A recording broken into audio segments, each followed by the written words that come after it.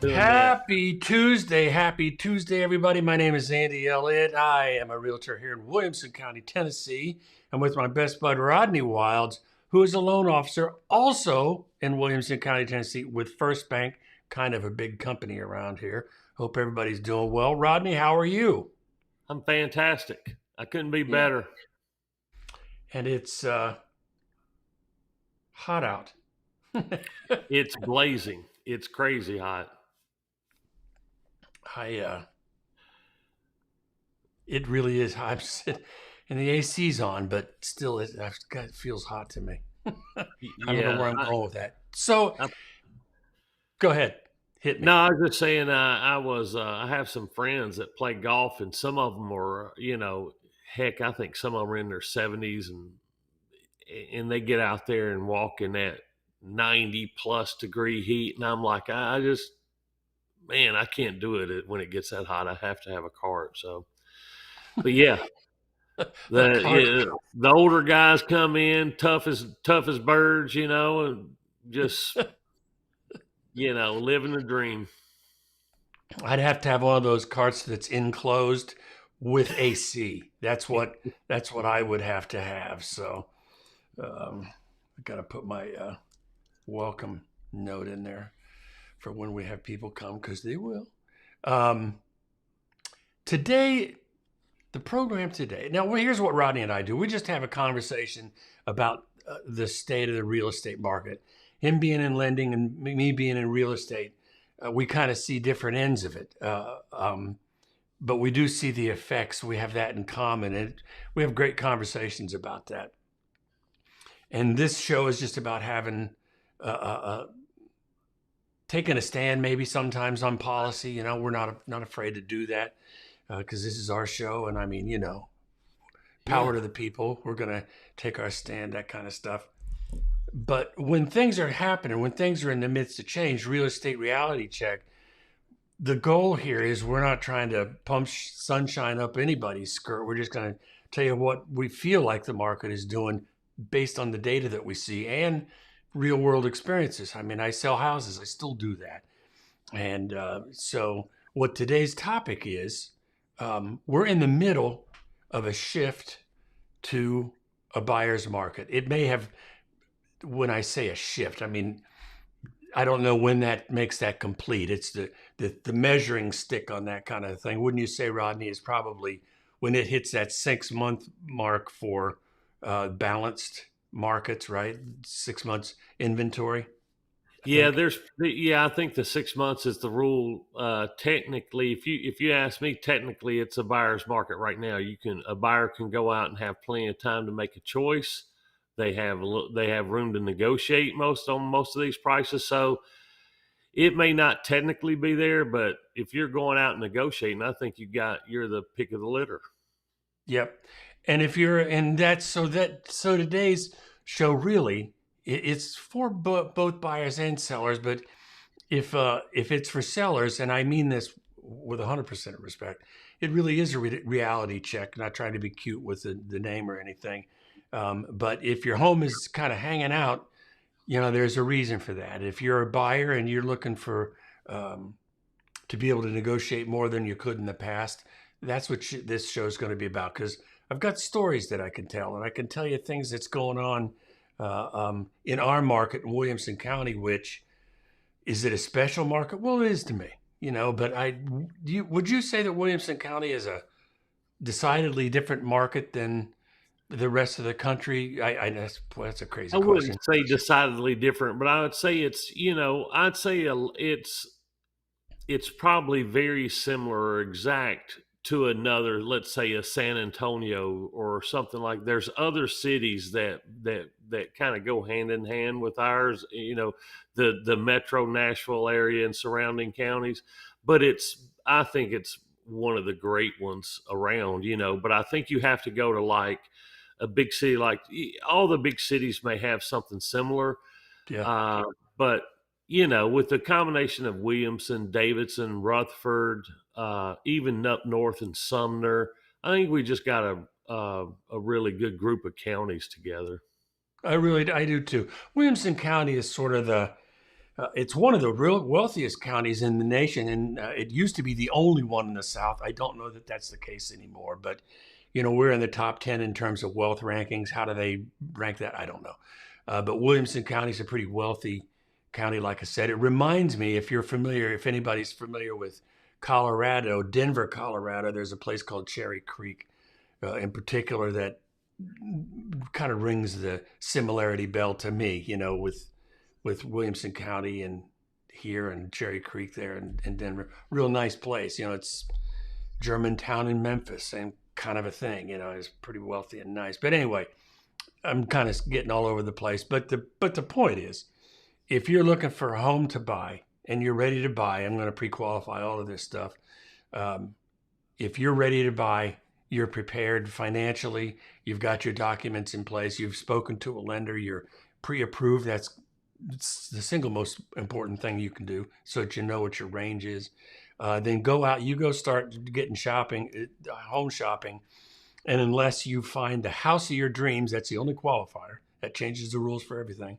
But if you're just looking for a house and you find one that you like and you want to bargain on it, you can be pretty bold. So let's read through some of this stuff and we'll talk about what's going on in the marketplace right now. Is that fair, Rodney? Can we do that? That's fair. Let's do it. Here we go. So the one thing that's driving home sellers bananas right now and making buyers happy, days on market, that's the punchline on that. Falling mortgage rates aren't the only reason buyers are celebrating. A rising tide doesn't lift all boats when it comes to real estate market. Alongside falling mortgage rates, the number of homes for sale in the U.S. has increased significantly over the last year, giving buyers way more options and a reprieve from an overheated housing market. But sellers are growing increasingly frustrated. This flip side of the same coin. Homes are taking longer to sell than a few years ago, and sellers are compelled to cut prices in the hopes of getting an offer on their home. About 1 in 5 sellers cut their asking price in May. 1 in 5, 20%. That's pretty good. The highest share in at least 9 years, Realtor.com said. That's when the site first began tracking that particular data. Now, we both know, and we talk about this a lot, that Realtor.com, then everything associated with realtors, they're pretty positive. But when it comes to data, they're just straight up. So 20% in terms of price cuts, that's a lot. Didn't used to be that way a couple of years ago, did it, Rodney? The stats showcase the housing market's U-turn over the last few months as the pandemic-era home buying frenzy faded away. The market has largely been frozen over the last few years as homeowners clung to their ultra-low mortgage rates and decided not to sell. But even that phenomenon, known as the lock-in effect, has begun to ease. Let's talk about that just a second. What is it that we've been talking about for probably a year now, Rodney? And it would be that people are going to start getting accustomed to things. Is that fair to mention? Yeah, I do. It's I think we're just seeing another phenomenon like the article talk about. It's weird to me that we see this. Like, to me, a few years or just in the past, when sellers were having a hard time selling, it just, they just dealt with the market and sold their house, right? And people went on about their business. Today's the first time that it's like a bunch of sellers are holding on to their properties and doing this delisting stuff because they're not getting their price. It's like I'm not getting my way, so I'm taking my bat and ball and going home. And I just haven't seen that in the 20 years before. There's always been delistings, right? There's always delistings, yeah. But not at this rate. That's what I'm seeing is like, what we're coming off one of our huge gains. To me, like, over the last 10 years, we have seen huge appreciation gain. So why are you holding on now and saying I'm holding my 6 coins now that I made instead of selling it for 5 or whatever? When when people in the past didn't make nowhere near the jump that we've made over the last several years, but they sold like crazy. They sold breaking even on their houses because they just wanted to move down the street, basically. You remember? I mean, it was just a different market. I'm telling But you. now it's like they're holding on to this wealth like it's, it is Like it's their real. prerogative. Yeah, it's their prerogative, but I just haven't seen that. It's a weird delisting is a weird phenomenon to me when it grows to this point. There's always people that want to like, hey, if I don't, I'm going to try to sell it. If I don't get it, cool. We'll pull it back off the market. I like this house anyways. There's always those people. Yep. But for it to turn into a decent percentage, it's pretty wild. Do you remember back in the day when houses would be sold, and you'd go in there? We do a net sheet, as a realtor. You go in there and you do your best to estimate what it's actually going to sell for. Which in the older days, it was a little more. I don't want to say easier. That's the wrong word, but it was a little more predictable. You could kind of tell where things would sell, and if somebody had, I'm going to say 5 or 7 years, into the house, and they didn't come in with 50% down. If they were normal 5 or 10% down, or even FHA, something like that, if they had a house 5 or 7 years, they'd sell their house and they'd profit, they'd probably net 120. I mean, that's Yeah. it. And now you have a house that's been on the market 3 years, bought and sold, bought it 3 years ago, and they're looking at $420,000, and hanging on to, like I said before, like it's real. Yeah. That money isn't real until somebody pays for it. At least that's the way I see it. No, Crazy. it's wild. Yeah. And that's where we have to be a little, when we're doing net sheets. It's kind of weird these days, because you can go in and say, it looks like you're going to net, if we sell it for this price, for $480,000. Well, all of a sudden, you can't, you can give ranges, but that doesn't work really well. But as soon as you say a number, it is carved in stone. Yes. I mean, that's just, it's like, the guy with the Moses, whatever. That is true. That's true on our side too. When we're giving an estimate, it's like never try to give a $2,025.18 payment, because you're going to be held to. It's like, it's yeah. I get that. That's pretty wild. So we really have to be careful. Whenever I'm sending out this stuff, I'll put in the email, this is an estimate. I mean, in bold and huge text, have it a balloon flying above their house. This is an estimate. Housing supply has surged in many parts of the U.S. and pandemic boom towns like Denver and Austin. We just talked about that. The housing market is finally buyer friendly as more sellers slash prices. Buyers have the luxury. Now, this is where I'm kind of getting at a couple of things. Buyers have the luxury of time in today's housing market. Now, I want to be careful. We'll push forward a little bit here, but I'm going to come back to that. For buyers, the flip has been a boom, meaning the flip from seller's market to buyer's market. Sentiment among buyers has improved considerably, meaning, is this a good time to buy? They're saying yes. With 26% of the respondents to a May survey by Fannie Mae, they do this every month, saying it was a good time to buy a house, the highest share in 3 years. Now remember, people are being positive, even though rates are within 25 basis points of the worst that they were in the last couple of years. Is that reasonably close? Yeah, I mean, it may be a little further away from that, 50 at most, but yes, But it's close to an all-time bad. Yes. right. And all I'm saying is, we were talking about normalization, people getting used to it. This is part of it. People are able to be positive, though it's higher than Yeah. it used to be. Because a year ago, there were people saying, I'm not buying it unless it's 4% again. Well, see ya. You have the luxury of being able to look at a house two or three times that you did not have a couple of years ago. That is true when people had to view a house and decide immediately.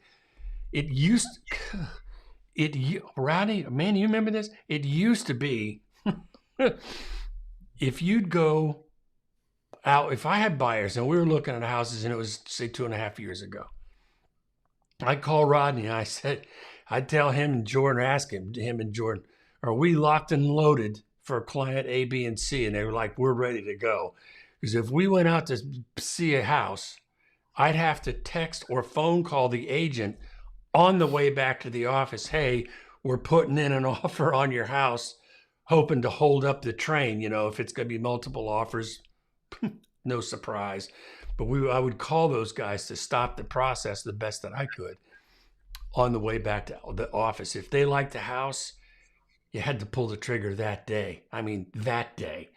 And you had to talk about covering the appraisal gap. I mean, geez Louise, things are different now. All right. But here's the thing that you need to know. Anybody buying a house, you need to know.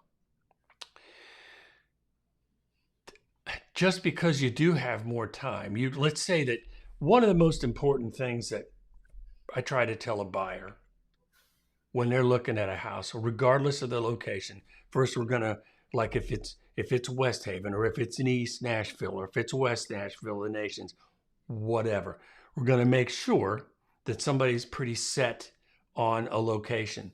The most important thing for a buyer, in my opinion, and take this as a hot tip, that when you're searching for a house in a particular neighborhood with a particular price range, it's going to pull back at least 7 to 10 options for you to choose from. That's called a target-rich environment. If you've got a bunch of houses to choose from, that means you can say no a lot until you get to your yes, and it's a house that you really like. That's super important.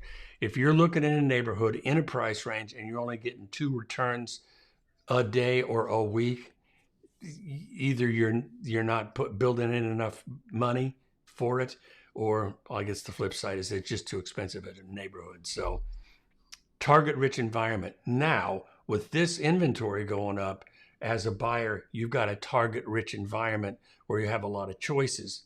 That being said, I went out shopping with a couple last weekend, and we saw 2 houses. Again, I seem to be circulating to West Haven a lot recently. I don't know what that is, but that's where I'm at. We went out and looked at 2 houses, priced pretty close together, and within 3 days, both of those houses were gone. So the rule on that is, if a house is nice, if it's move-in ready, and if it's priced right, it's still going to sell pretty fast. So just because the market says you got more time, that's a case-by-case basis. So just heads up on that. Out of the 50 largest metropolitan areas in the U.S., 22 have seen inventory levels exceed 2017, 2019 norms, Realtor.com said. All of these metro areas are either in the South or the West. Interesting. A key reason for the 2 regions have seen inventory level rise has been builders adding new homes to the market. That's good news. Here's the 10 metro areas where housing supply has exceeded pre-pandemic levels. It's Denver, 100%, Austin, Seattle, Dallas-Fort Worth, San Antonio, San Francisco, Nashville, we're in there, Orlando, Las Vegas, Tucson. Of those, 10 places, there isn't one that Rodney and I hadn't talked about being some sort of a boom town over the last couple of years. All of those have. But let's keep going here. So a 51-day wait to sell a house is normal. And it used to be, what it used to be normal a couple of years ago, Rodney? Well, 51 seconds was about what it took. That's about it. And you'd have a cardboard sign on the front yard and it'd sell within minutes. But even though homes have sold at a fairly brisk pace over the last few years, they've taken longer to sell than in the past. So sellers are seeing a return to that era. This is, whether we like it or not, this is more normal. And this is going to help keep prices from skyrocketing. The market's flat. In May, a home for sale typically spent about 51 days on the market. 51 days, 6 days longer than in the same month a year ago. Though sellers may feel like homes are languishing on the market, the number of days on the market is still about the same duration it took to sell before the pandemic. Remember, everybody was talking about, gosh, if we could just get back to normal. If we could just get back to normal. I think that don't you think that we're getting close to coming back to normal? Yeah, I think we're a lot closer. I think if, I think the affordability issue was a little bit better, we would be. Just a hair Yeah. better, not much, but just. Yeah. Well, we'll finish this up and then I got a question for you. Aside from having more listings to choose from, which is the best situation, buyers are also seeing a slight improvement in mortgage rates. Do you have any? I'm going to just ask you, how do you feel about mortgage rates here in the next 6 months to a year? What do you think is going to happen? You're a big company. You guys smart. I think, it's, I think they're poised to get better. I think they're going to continue to get better. I think we're seeing it get better right now, over and over again. But yeah, I think they're going to continue to get better, especially with the the CPI come out. What was it today? I believe, and it wasn't as high as they projected. So that was a little bit of help. There's a lot of pressure on the Fed chairman to cut rates, which last time it hurt us. Last time our rates went up when they cut them, but we don't. The way everything has where technical indicators are at right now, I think if they lowered it, they've already. You remember when we talked about it was going to be 5 or 6 rate cuts in 26? Remember that? It was pretty much guaranteed. Well, that was baked into our rates right then. So as soon as they announce or like, if you feel like you know what's going on in the market, or that's the way I feel. As soon as I feel like I've heard about it, Wall Street's already knew about it, and they're baking it into our rates immediately. Yeah. So, I think if they don't cut, we might see some increased levels of rates because there's already several built in. At the beginning, so. But yes, I think our rates are going to continue to get better just because the market is pushing it that way, in my opinion. And when you say better, you're really talking about basis points improvements, right? Yeah, I'm talking about, it might not be 6.5 or 6.75. I'm thinking it's going to, you're going to get a better percentage rate, whether it's 0.5%, I think it's going to continue to get better over another year or so. As long as it stays stable. And that brings me to the next question. What do you think? I'm serious about this. There's a lot of people trying to kick Powell out of office. I mean, there's just a lot of noise about that. If he doesn't, I can't imagine if this guy would buckle and start dropping rates and stuff. But do you have an opinion about all of that? There's no particular. I'm not a huge fan of his. I like him a little bit. I'm not a huge fan. I don't understand why he's kept him so high. I think he could have, I just think our inflation's been under control for a minute now.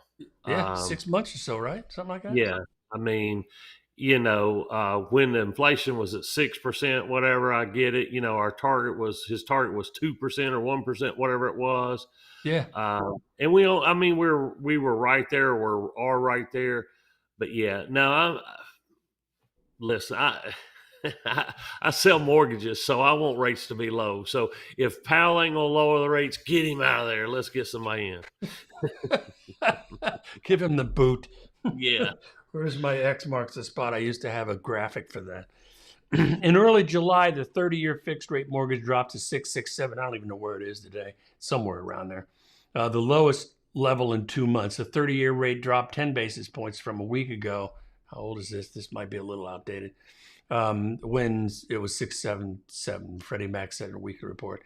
But even the housing financing giant noted that growing inventory is the bigger win for buyers rather than rates. And I think Rodney, you've done the math for us a number of times where saving money on a house price wise, you can benefit more quickly than rates sometimes. Isn't that right? Yes, I mean if you avoid a 4 or 5% or 2 or 3% increase in your purchase price, that's a lot worse than having a higher mortgage rate. Right. And so in this article, and we'll wrap it up with this, what their point is on this particular article, since days on market is the enemy, the way to beat that is that you entice a buyer to buy your house. And you can do that in a number of ways. One is lower the price. And in this case, they're suggesting an alternative to sellers to cutting prices. It's mortgage rate buydowns, which in effect, it's the same thing, isn't it? I think. Um, a mortgage rate buy down, just for any, you can have a 1 year buy down, you can have a 2 year, you can have 2% for 1 year, you can have all kinds of combinations. But basically, whatever the difference is in your payment, if it saves you, $5,000, that's basically what the seller's got to give you. So it's a dollar for dollar savings. Um, but yes, if you buy a temporary buy down on your percentage rate, it's going to help you with your payment a lot more than if they lowered the price of the house. You're going Got to get a bigger bang for your buck, especially for the first few years on that mortgage thing, on your mortgage payment, than you would if they just lowered the price of the house. Okay, well, don't spoil our surprise. So the last thought is, for instance, if a home listed at 1.5 million, a seller can offer a concession of 30,000, which the buyer can tell the lender to put toward lowering their mortgage rate, and this has the potential to substantially lower monthly mortgage payments, which in fact it does. And so they're just trying to. The point they're trying to make is if you want to if you want to move your house and sell it, give the buyer some incentive. And on that, what we'd like to do is go into Rodney's riff, and I think we're going to go in a little more in detail on that. Is that right, Bud? Let's do it.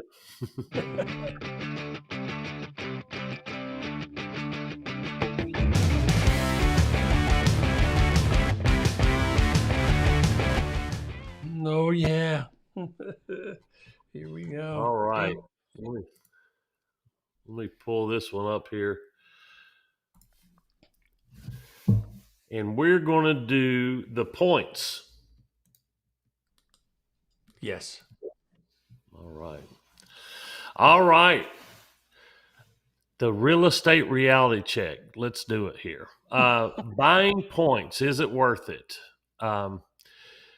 What's this? A Runner 17? I guess this guy's name. We're purchasing a home and have 6.25%. We have the option to buy 2 points to get to 5.5% for approximately 10,000. My break even should be about 5 years plus a few months. In this, is this an instance where it makes sense to buy the points? When we bought our first home, we hadn't even considered buying points, so this is a new territory for us. Thanks in advance. They posted an edit to it to provide more context on the mortgage. There's a 30-year conventional loan. We're putting $250 down and financing $545,000, and we're getting $10,000 in credit from the seller. I appreciate the advice. All right, buying points, is it worth it? I did a little math here, and this is kind of what I come up with. If the payment on the payment would be around $33.55 if they have the 6.25 rate, but if they buy it down, it goes down to $3,094. That's a $265 savings per month to buy the rate down, 0.75%. Now, it cost right at $11,000.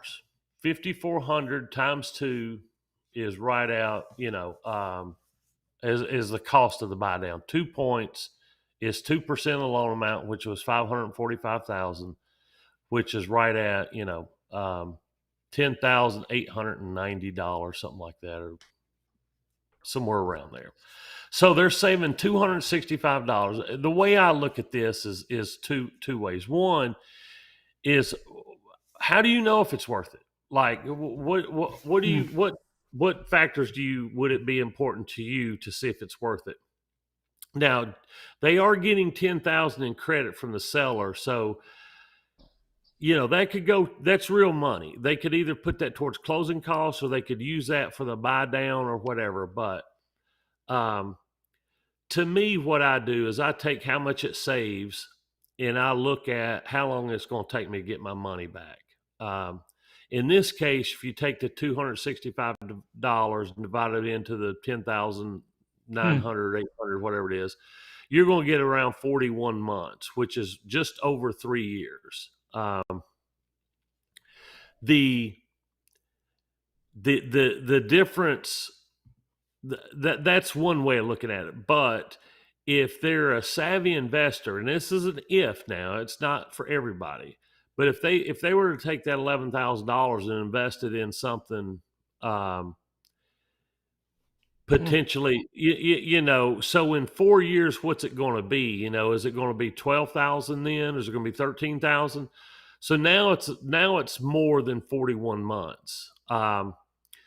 So two things. One, if it depends, in my opinion, it depends on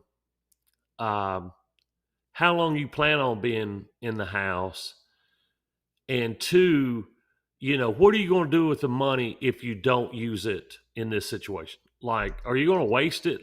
Like yourself, if you're just going to go spend it on your four-wheelers or something, I mean, it might be best to buy your rate down. But if you're savvy with your money, you're saving, you're frugal, I am not a big fan of buying points. Okay. And the simple reason is that I would rather take that cash and invest it. I could take that same money and subsidize my payment with it and last it for longer than 41 months. If I just go invest it in a little CD, I'd earn me several months more over the 4-year period. So that's one thing. But I'm just not a big fan of, paying prepaid interest, because that's all you're doing. You're prepaying your interest. And then if there's going to probably be an opportunity for this person at some point in time to refinance. It may be 2 years, maybe 4 years, but at some point in time, you're probably going to get rid of your mortgage and this mortgage here. And I would, although the numbers aren't bad if you did do it, although I wouldn't do it, I would save my money. And that's my riff. Let's go into some of the comments here, because we know that's where some of the good stuff is. Oh my gosh. Chewbacca Casholot. This is not a no-brainer and also not an immediate pass. Basically, it's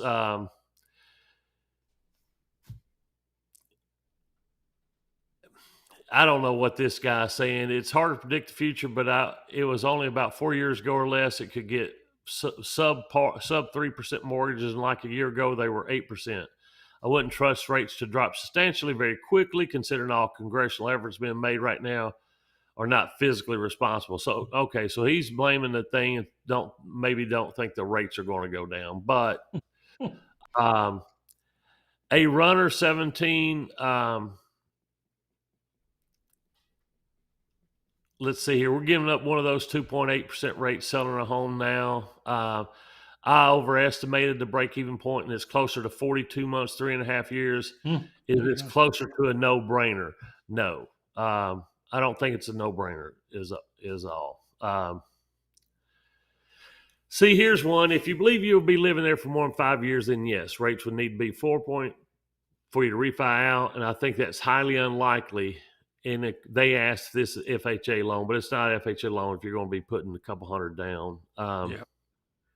They respond back, say it's a conventional loan.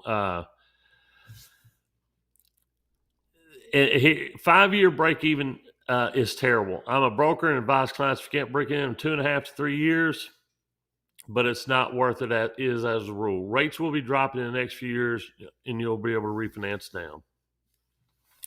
I think that was from Chini 350, and that was sounding a lot like what I said, so I'm going to agree with them. What do you Comfortable think? belt. What do you think about this? Let's see, which one are you looking at? Angie, I'm looking at Angie. Okay. So what happens when the rates go down not long after they buy down? That's it. Nothing. Nothing happens. You've spent that money once you use that buy down money, you've spent it. Now, there is some mortgages and some servicers will give you that money back if you pay off the loan during that time. So that is a good point about that loan. But did I answer that question there, Andy? You did. All right. Let's see. A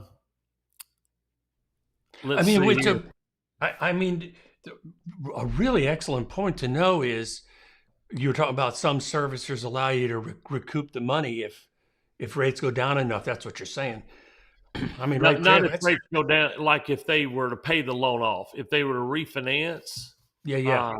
Because that money sits in that escrow waiting for them to, just subsidize the monthly payment.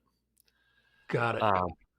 And that's going back to the comments, Adept Grapefruit 753. Personally, I'd rather put that $10,000 down as an additional principal payment, but the math may work out in your favor in some cases. So that's a no one. Yeah, I mean, just putting it straight down, you're not going to get your bang for your buck that way. You're not going to get, like, you would get more of a payment relief if you were using that money for a buy down, but just using it as regular principal is an excellent way of doing it. Let's see here. Here's one, Sablutza. I personally wouldn't, but different people have different preferences. If you do, you're betting that you won't refinance for the next 5 years. That's your break-even point. So it really takes longer to see the savings.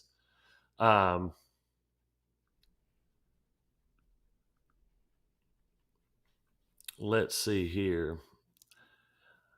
No location 4749. I'm a huge fan of buying point, but there's exception and serious risk to consider. We are halfway into the recession that will likely impact housing. I'd personally be as liquid as possible and prepare to invest if a bubble burst and predicted. That was kind of, I don't know. We're halfway into a recession. Yeah, we've been 6 months from a recession for the last 2 years, but don't worry. This time we really are. I think we know who he's a fan of.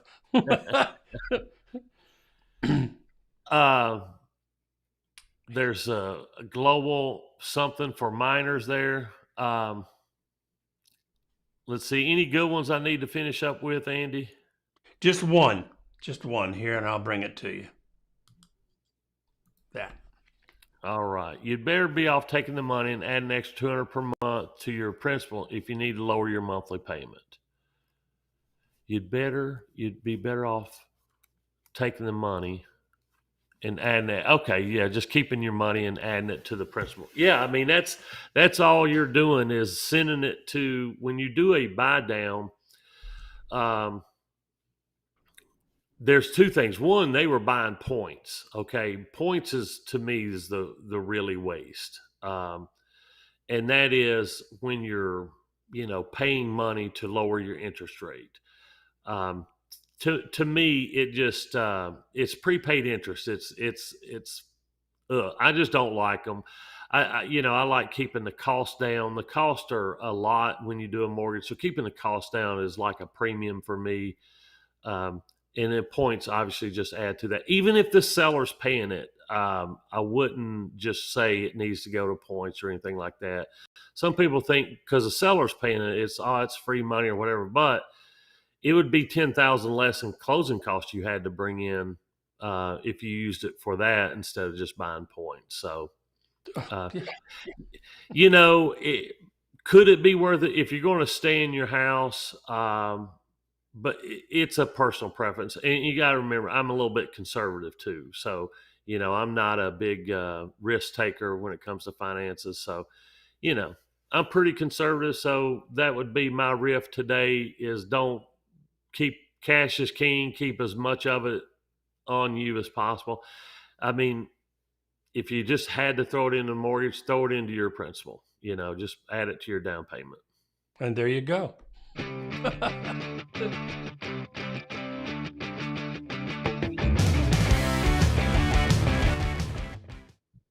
I like that. Keep your money. Keep your Basically, money. that's It's the your lesson. money. That's the lesson. So moving forward, we're almost getting down to it, and I've got sort of a a bit of a. I wonder if the punchline comes early on this one.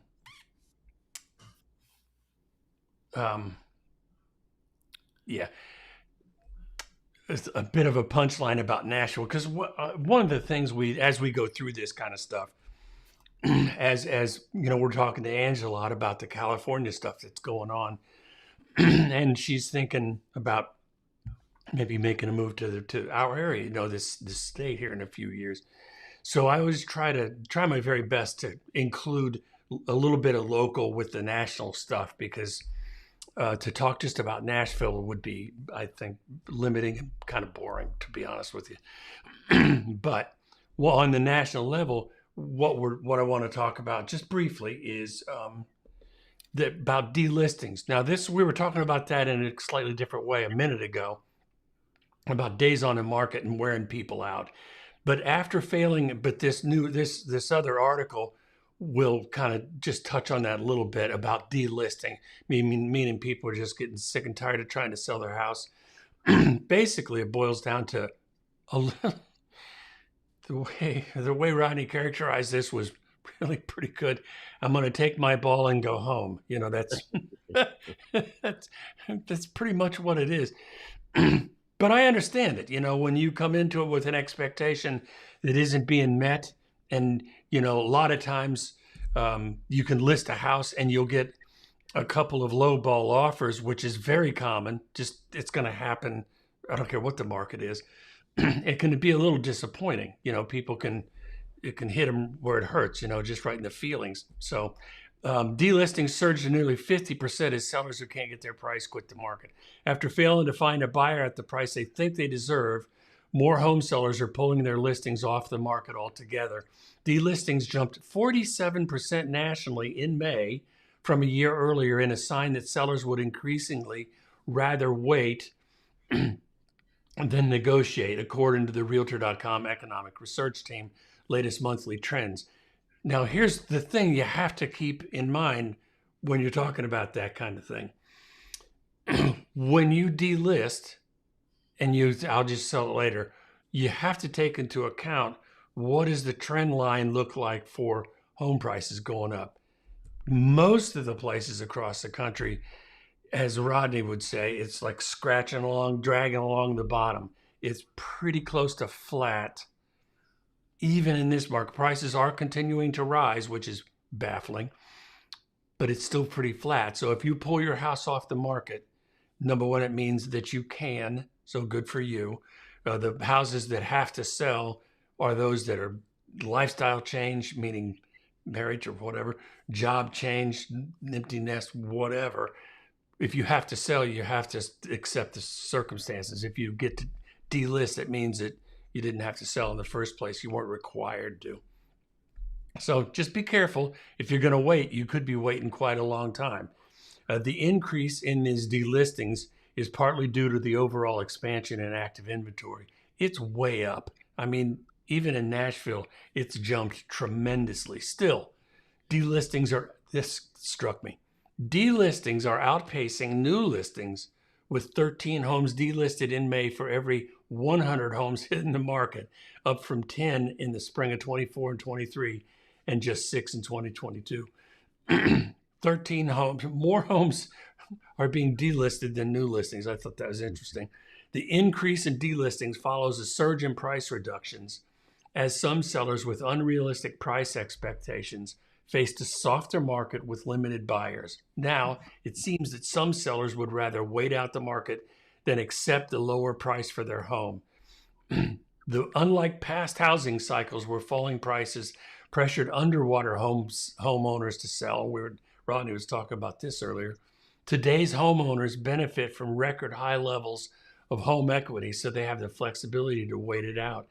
I mean, I bet, what's the percentage of people that has $37 billion in equity or something growth over the last few years? I mean, there's a equity all over the place.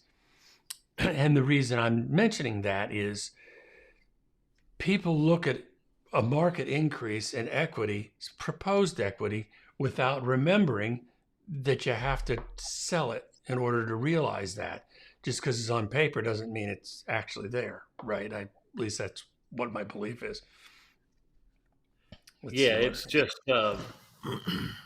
it's that's why it's so strange to me, because it seems opposite, Andy, where when you have more equity to play with, it seems like delistings should drop.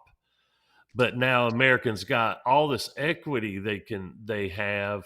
Why is delistings increasing? You know what I'm saying? It's like it's opposite to me. It has to be expectations. It can't be anything else. It has to be. It's definitely, something like that, isn't it? I mean, it just seems opposite to me. It's like bizarro world, right? I mean, it's like, I'll tell you something else, and people, I don't think there's any professionals that would argue with this point, but a lot of home sellers would. Zillow is a big part of the problem. I mean, because I don't think you can get more popular than Zillow as far as real estate goes. They are huge. And yet they have this thing called his estimate. We've all heard about that. And they're notoriously high. I mean, there isn't, in my career, there wasn't a time that I went to do a listing appointment and they said, but Zillow said, oh, God, we're always fighting Zillow. Yeah. Anyway, the trend is especially noticeable in the South, where inventory has surged back above pre-pandemic levels and prices are flat or falling, which is, I'm telling you, that's happening. Phoenix led the nation in delistings, and Ange, we're going to get that question. Delistings in May with 30 homes pulled from the market for every 100 new homes listed. While the market may be becoming more buyer-friendly, sellers still hold the trump card, delist the home and fish for that higher asking price at a later date. Nationally, 20% of homes listings had price reductions in June, up 2.2%. That's not huge. This is the highest June share in Realtor.com going back at least to 2016. Denver led the nation in price reductions with 34% of all listings they're carrying a price cut in June. What does that couple with? I mean, that dovetails perfectly with being a boomtown. But that's not the way it used to be. 2 years ago, I could have got X, Y, and Z. That's right. Denver led the nation, blah, blah, blah. Almost done. This year's market is, I thought this was a really good comment. This year's market is a study in contrast. Daniel Hale, Realtor.com. Very positive, but very realistic. Buyers are seeing more choices than they've had in years. I keep saying that because for buyers that are holding on or disappointed with what they're looking at, trust me, more homes are coming. Let the right house come to you. Keep the faith, baby. It's coming. Buyers are seeing more choices than they've had in years, but many sellers, anchored by peak price expectations, there it is, and upheld by strong equity positions, are deciding to step back if they don't get their number. That amazes me. That amazes me. Let's go back. I want to get to Angie, our buddy. Oops. Sorry. Computer's grinding. Going to be a better minute. There we go. So he just says trying it and see what the interest is or wait. Although if they keep delisting it, then it would be the benefit. Although if they keep delisting, then it would benefit the sellers that are still on the market. Yeah. that are ready to go. Correct. Yeah. Yeah. um, here's the way I. It's a good question. Let me try to explain this without, for anybody that's trying to sell their house. I have every bit of respect what you're going through. It's stressful. You have expectations, be them whatever they are, that you're trying to meet. But here's the truth, and this is a Terry DeSelmsian rule that hasn't failed me since 2010.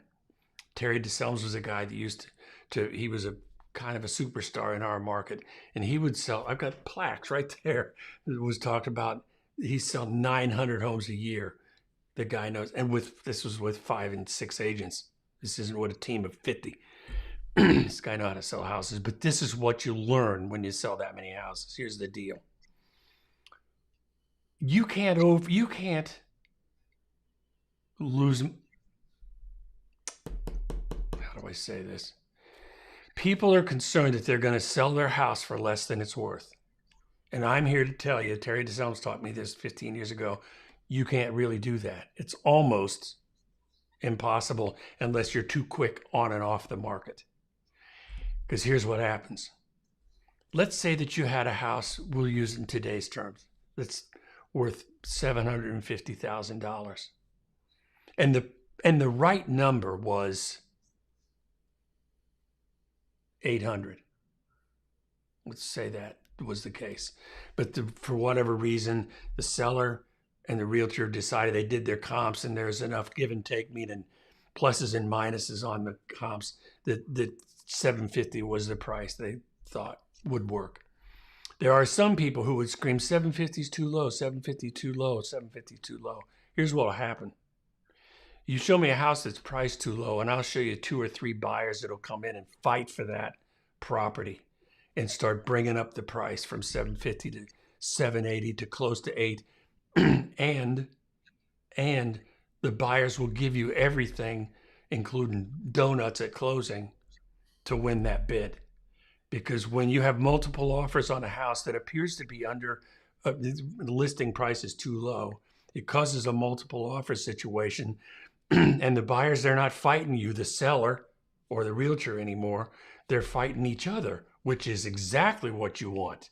You know, if there's going to be blood on the floor, let it be theirs. You know, it sounds a little graphic, but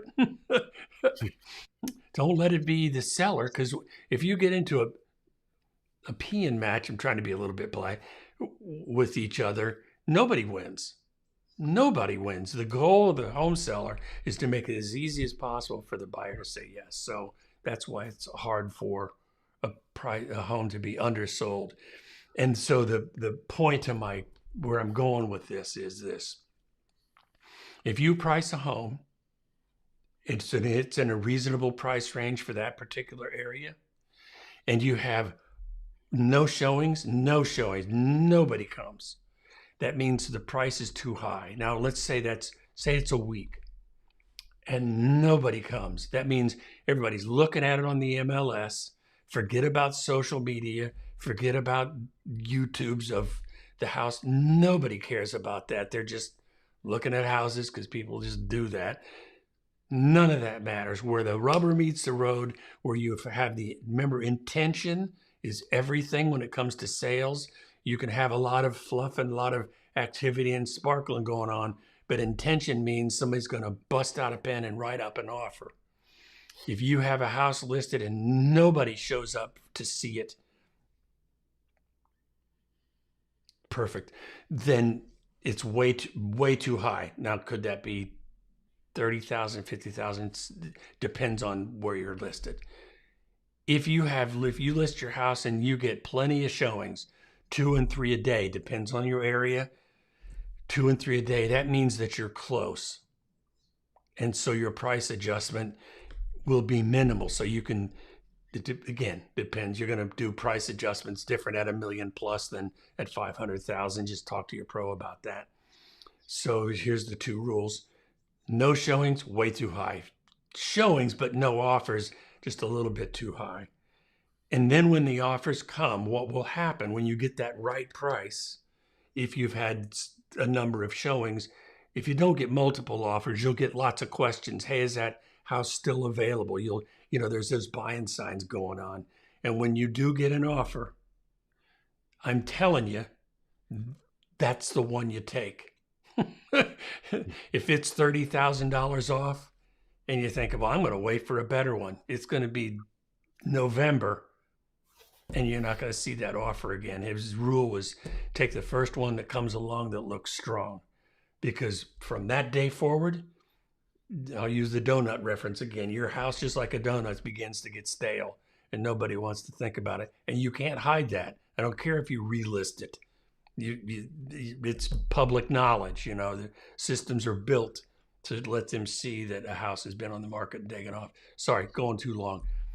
Just understand that when somebody makes an offer, it's because it's gone through crowdsourcing and everybody decided what the price is. So sort of accept it, I guess, is a little bit. Is that a little harsh? Is that too harsh? Accept the price? Is it? I'm asking you literally. Okay. All right. Anyway, we're at the tail end of our renovation, so we need to decide soon. And you're in a place that we'd all love to live. I know I would, but you'll be just fine. And I don't know, I've forgotten what part of town you live in, but there's a guy I know that is a superstar out there here due to financing issues. Let's talk about that, Rodney. We've had quite a few deals here falling apart due to financing issues. And I assume you mean in the California area. Let's talk about financing issues. Yeah, I mean, who knows? I mean, that could be a myriad of things. It could be, it could be the people. It could, it's. I think here's my question, and then you finish yours. Can that be minimized? Can the risk of deals falling through be minimized, in your opinion?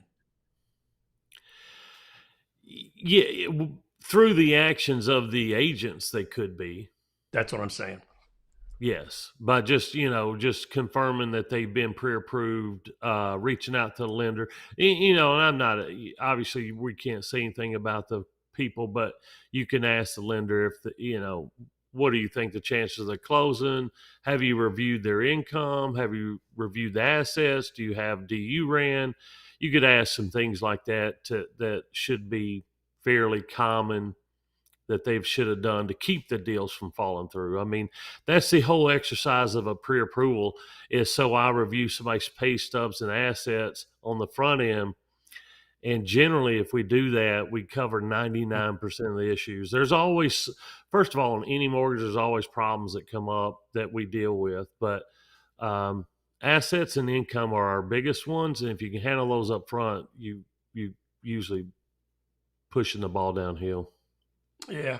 And I couldn't agree more. I know that when I sell listings, I press pretty hard on how are they solid. I do call the lender and ask them, I know you can't tell me much, but I need to know, is this legit? And I'm going to hold you to it, as much as you can. It sounds like a threat, but it's not. I will say, since the beginning of time, anytime there's a slowdown at time, anytime there's a point where the market's a little bit slower, you get some strange or some not qualified customers come out of the woodwork during this period.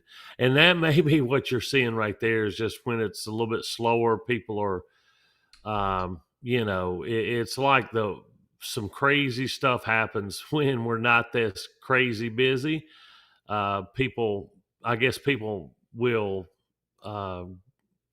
entertain these offers and things like that. So, but. And you know what, Angie, this is an absolute truism, because there was 2 properties we were dealing with recently. Both of them we got under contract, and but both of them had experienced other buyers that got cold feet. They did, and so that does happen. That absolutely happens. And I think that that's really a function of, we're ready to buy a house, and then they get in and they start looking at the numbers again, and it just scares them for some reason. So that's there you go. But I wanted to, we're already done with the, God, that was a fast hour. Thank you, Rodney. But I just wanted to add one little, this is the thing I wanted to tell everybody about. You know, Nashville is used to being on the list for the it city and the fastest growing and we're the big guys on the block and that kind of stuff. Well, here's we're on a list that's not awesome. In this particular case, we're on a list with the most increased days on the market. Nashville is number one. Yay. Nice. Way to go, Nashville. And then Orlando, Miami, Tucson, and Jacksonville. That's just not an awesome thing. And I'm so glad you were here. Those are good questions. Can't wait to get you out here and we'll take you to lunch. Rodney, you have any final thoughts today?